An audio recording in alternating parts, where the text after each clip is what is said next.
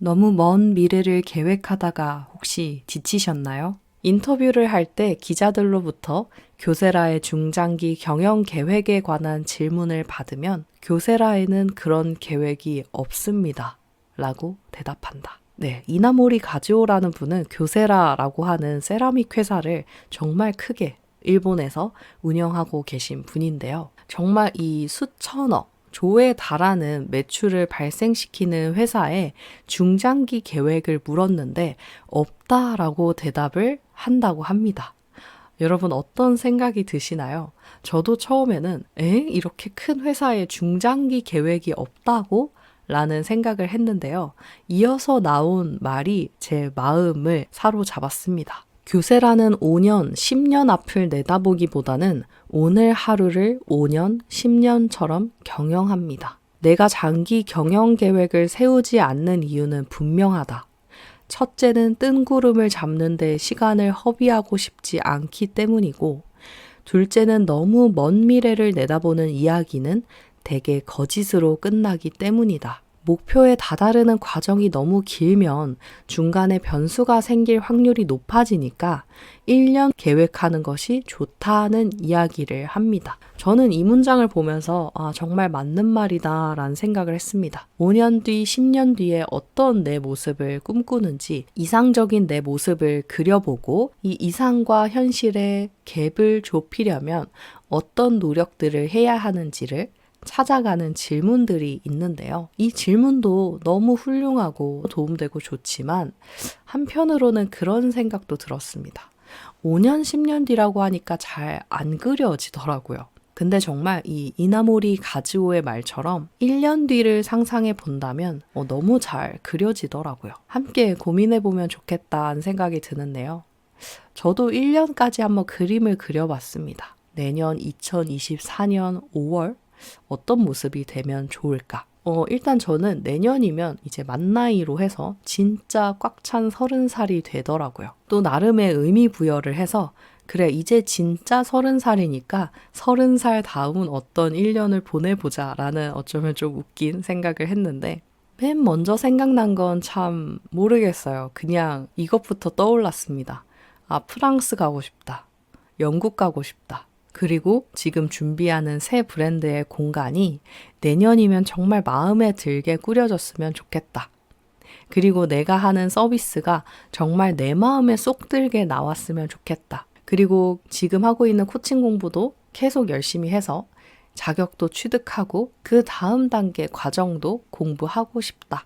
초급에서 보수 과정까지 들었던 MBTI도 이어서 중급 과정까지도 취득해서 폼Q 검사도 해줄 수 있는 상태가 되면 좋겠다. 그래서 내가 공부하고 나눈 것들로 인해서 자기 자신의 색깔을 찾고 용기를 갖고 꾸준함을 무기로 일하게 되는 사람들이 생기면 너무 좋겠다라는 생각이 들었습니다. 그리고 책을 1년에 한 70권, 그러면 이제 매달 6권 정도 되더라고요. 그래, 이렇게 된다면 내년에는 프랑스도 영국도 한 번씩 왔다 갔다 해보고 나에게 필요한 기술 자격들도 더 취득을 하게 되고 그렇게 돼서 내가 정말 만족스러운 서비스와 프로그램을 열게 된다면 지금보다 정말 많이 성장했다고 할 수 있겠다 라는 그림이 그려지더라고요.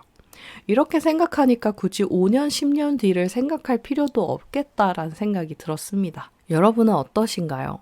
너무 먼 미래를 계획하다가 혹시 지치셨다면 3개월 뒤, 6개월 뒤, 1년 뒤의 계획부터 한번 세워본다면 어떨까 하는 생각이 듭니다. 여기서 중요한 어떤 포인트가 있다면 실행 가능한 목표를 세우는 것입니다. 1년이라는 시간, 굉장히 어쩌면 짧은 시간이더라고요. 이 짧은 시간 동안 내가 정말 달성할 수 있는 수준의 목표를 세우고 실천할 수 있는 작은 행동을 설정해 보는 것. 이렇게 1년 계획이 세워지면 이번 달에 무엇을 해야 하는지가 정해지고요.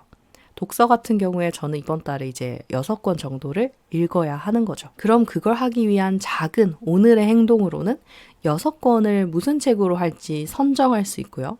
내일은 첫 번째 책부터 읽어나가는 시도를 할 수 있겠죠. 그렇게 하면 정말 1년 뒤에 내가 매일매일 할 수 있을 만큼만 행동했을 뿐인데 내가 생각한 그 목표를 달성하고 있는 조금 더 성장한 제 모습을 볼 수 있겠구나 싶었습니다. 목표를 항상 자신의 능력의 120% 혹은 130% 지점으로 정하길 바란다. 사람마다 좀 다를 것 같은데요. 120, 130%가 좋으시다면 이렇게 한번 설정해 보시면 좋겠고요. 저는 사실 이 숫자가 조금은 부담스러워서 내년에 110%, 115% 정도 성장하면 좋지 않을까라는 조금 소박한 목표를 잡아왔습니다. 마이너스만 아니면 본전이지라는 생각도 있고요. 1%라도 성장한다면 그건 정말 다행이다. 이런 생각이 들 것 같더라고요. 가장 중요한 건 아직 오지 않은 미래를 계획하고 그려나가는 것보다도 지금 이 현실에서 내가 무엇을 할 수 있느냐, 어떤 선택을 하는 것이 오늘 가장 플러스로 가는 지점인지를 알고 선택하고 실행하는 것. 그것이 정말 가장 중요하구나 라는 걸 오늘도 깨닫습니다.